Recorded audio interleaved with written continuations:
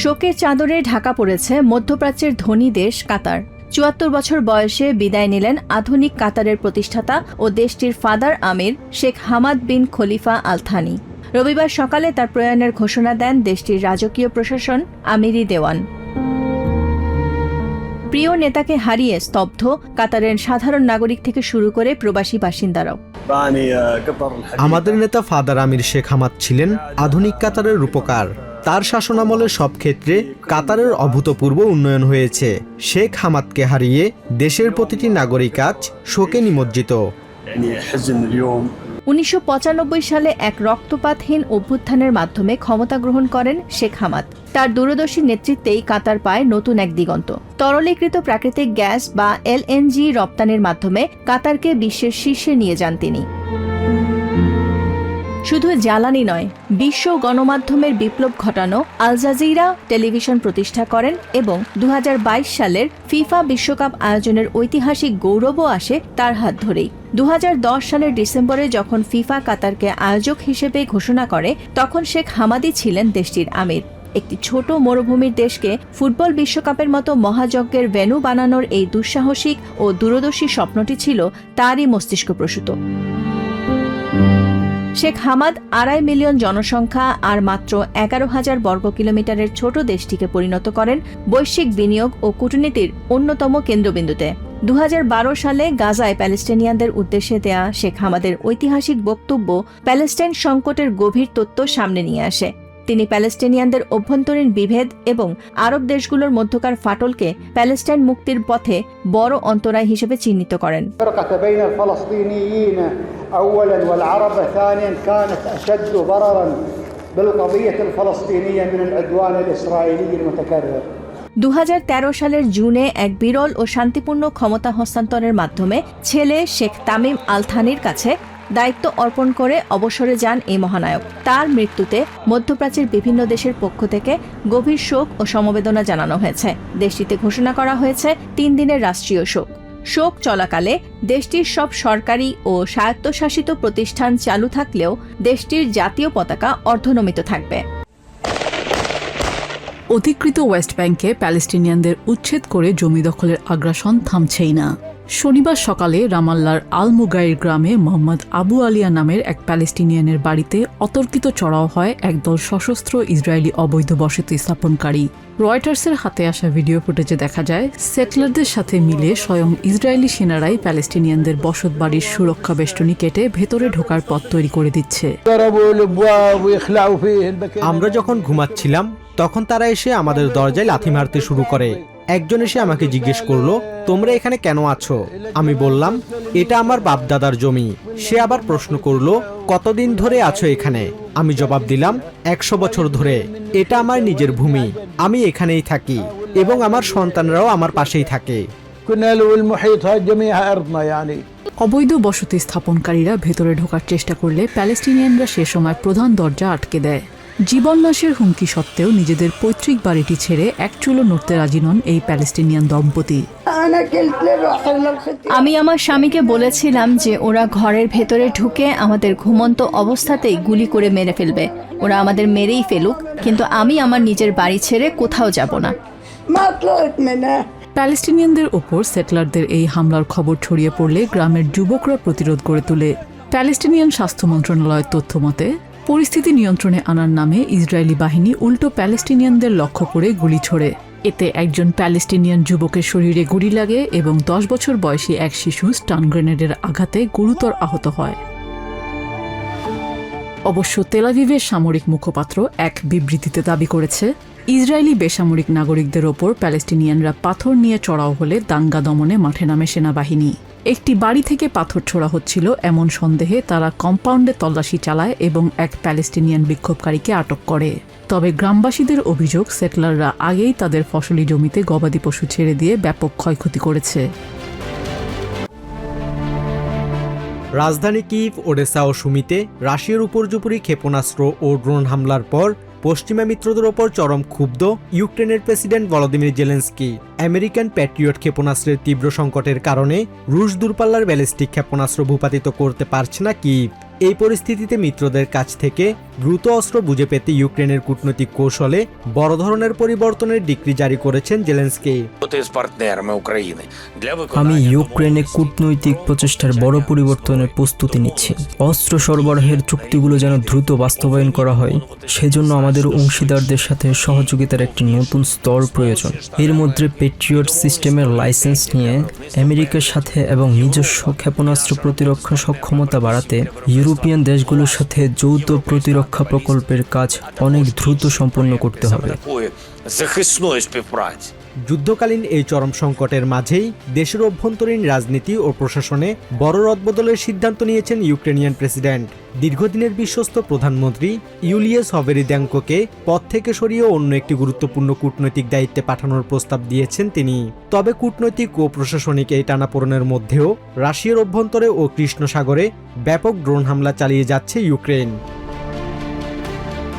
Ukrainian drone বাহিনীর commander Robert ব্রভডি জানিয়েছেন, রবিবার একদিনেই রাশিয়ার 10টি তেলবাহী ট্যাঙ্কার ও 4টি ফেরি সহ মোট 14টি জাহাজে সফল ড্রোন হামলা চালানো হয়েছে। একই সাথে রাশিয়ার সামারা অঞ্চলের একটি বড় তেল শোধনাগারেও সফল আঘাত হেনেছে ইউক্রেনিয়ান ড্রোন। গত 7 দিনে রাশিয়ার মোট 90টি জলযানে আঘাত হানার দাবি করেছে কিভ, যার মূল লক্ষ্য ক্রেমলিনের জ্বালানি রাজস্বের উৎস ধূলিসাৎ করে দেয়া। মধ্যপ্রাচ্য জুড়ে ইরান ও আমেরিকার সাম্প্রতিক সংঘাত এখন পূর্ণমাত্রায় যুদ্ধরূপ নিয়েছে। রবিবার ভোর থেকে ওমান, কাতার ও জর্ডানে আমেরিকান ঘাঁটিতে একযোগে ব্যালিস্টিক ক্ষেপণাস্ত্র হামলা চালিয়েছে ইরানের বিপ্লবী গার্ড বাহিনী আইআরজিসি। ক্ষেপণাস্ত্র উৎক্ষেপণের ভিডিও প্রকাশ করে আইআরজিসি জানায়, হরমুজ প্রণালীর নিকটবর্তী একাধিক আমেরিকান ঘাঁটিতে তারা সফল হামলা চালিয়েছে। এদিন আমেরিকান স্বার্থ সংশ্লিষ্ট ঘাঁটিগুলোতে নজিরবিহীন ক্ষেপণাস্ত্র ও ড্রোন হামলায় ওমান উপকূলে একটি ইউএস কন্টেইনার জাহাজে আগুন ধরে গেলে ক্রুরা জাহাজটি পরিত্যাগ করে।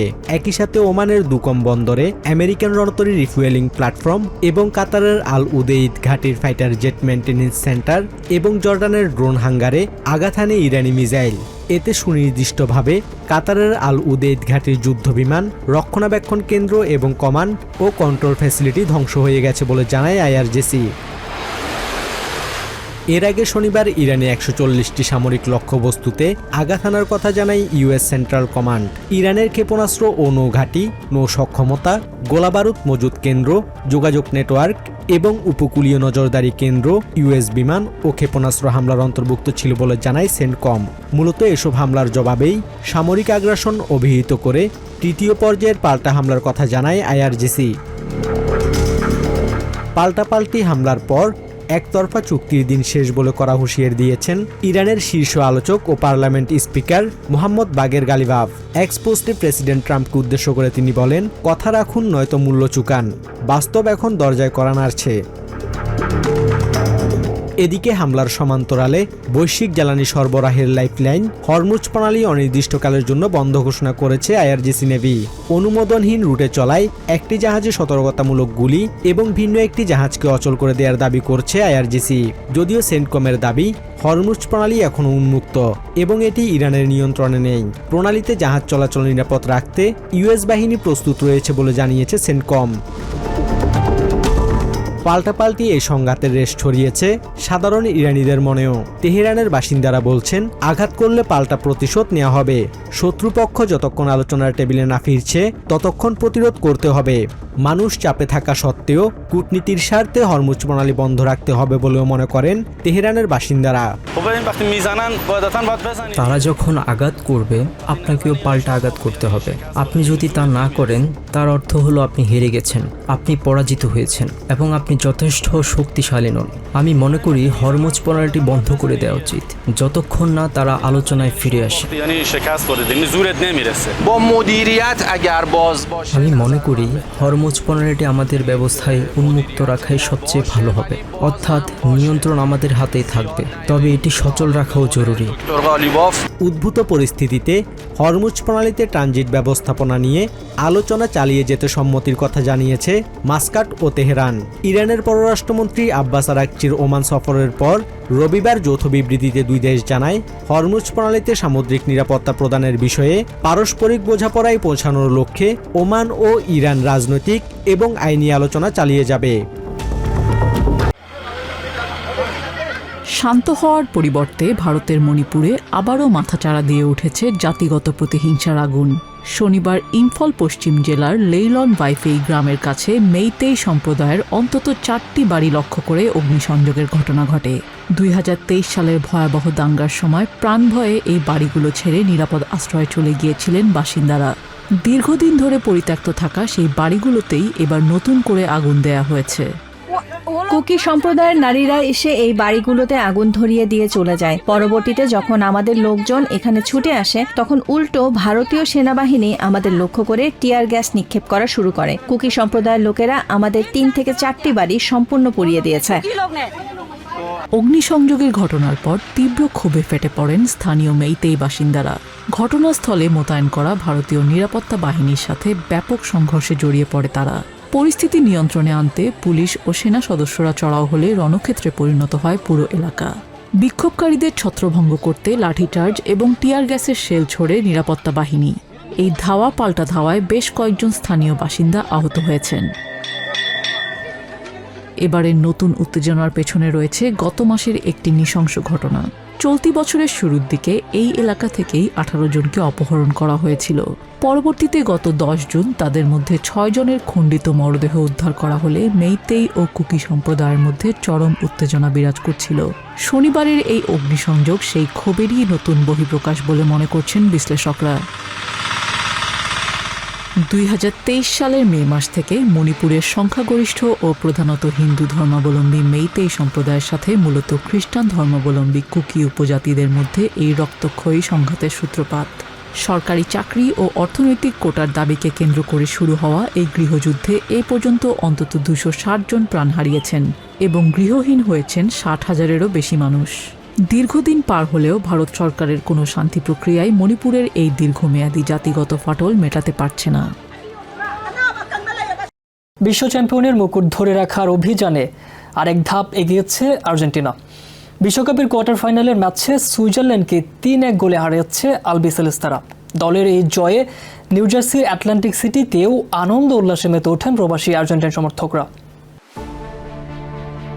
আর মাত্র 2টি ম্যাচ, সেই ম্যাচ দুটি জিতলেই বিশ্ব চ্যাম্পিয়নের মুকুট ধরে রাখবে আর্জেন্টিনা। আর সেই লক্ষ্যে দৃঢ় প্রত্যয়ে এগিয়ে চলেছে আর্জেন্টিনা। ইতালি ও ব্রাজিলের পর টানা দ্বিতীয়বার বিশ্বকাপ জয়ের ইতিহাস গড়ার স্বপ্ন নিয়ে সুইজারল্যান্ডের বিপক্ষে মাঠে নামে আলবিসেলেস্তারা। আর্জেন্টিনা এবার জিতবে, তাতে কোনো সন্দেহ নেই। গো মেসি, গো আর্জেন্টিনা। কানসাস সিটি স্টেডিয়ামে অনুষ্ঠিত ম্যাচে আর্জেন্টিনার প্রতিপক্ষ ছিল ফুটবল বিশ্বের নেটি নামে পরিচিত সুইজারল্যান্ড। আর্জেন্টিনা যেভাবে খেলছে এতে নিশ্চিত বিশ্বাস পরবর্তী নেক্সট দুটো ম্যাচ জিতে মেসির হাতেই বিশ্বকাপটা আবার উঠবে। পুরো ম্যাচ জুড়েই আর্জেন্টিনার খেলোয়াড়দের আত্মবিশ্বাসী ও আক্রমণাত্মক ফুটবল মুগ্ধ করেছে বিশ্বব্যাপী আর্জেন্টিনা সমর্থকদের। নিজের ষষ্ঠ বিশ্বকাপ খেলতে নামা অধিনায়ক লিওনেল মেসিও ছিলেন দারুণ ছন্দে। আর মাত্র 2টো ম্যাচ, এই 2টো ম্যাচ জিতলেই আর্জেন্টিনার হাতে উঠবে শিরোপা। এই ম্যাচ ঘিরে আকাশি সাদা জার্সির পরিচিত উন্মাদনা ছড়িয়ে পড়ে নিউ জার্সির আটলান্টিক সিটিতেও। ম্যাচ শেষে আর্জেন্টিনার জয় নিশ্চিত হতেই উল্লাসে ফেটে পড়েন প্রবাসী সমর্থকরা। আনন্দ উৎসবে মুখর হয়ে ওঠে পুরো আয়োজন। Today Argentina is going to win. Messi is going to finally hold the World Cup. প্রিয় দলের নান্দনিক ফুটবলের সাথে সমর্থকদের বাড়তি পাওনা ছিল দলনেতা মেসির দুর্দান্ত পারফরমেন্স। ম্যাচ শেষে সমর্থকরা আশা প্রকাশ করেন আর্জেন্টিনার এই জয়যাত্রা পরবর্তী 2 ম্যাচেও অব্যাহত থাকবে এবং শেষ পর্যন্ত বিশ্ব চ্যাম্পিয়নের মুকুট অক্ষুণ্ণ রাখতে সক্ষম হবে দলটি। আর্জেন্টিনা যেভাবে বিশ্বকাপ শুরু করতে খেলা, এভাবে যদি খেলতে থাকে আগামী 2 ম্যাচ পরে আমরা বিশ্ব চ্যাম্পিয়ন হব। আগেরবারের মতো 4র্থবারের মতো আমরা বিশ্ব চ্যাম্পিয়ন হব। নিউ ইয়র্ক থেকে সম্প্রচারিত TVN 24 টেলিভিশন বিশ্বজুড়ে বাঙালির কণ্ঠস্বর।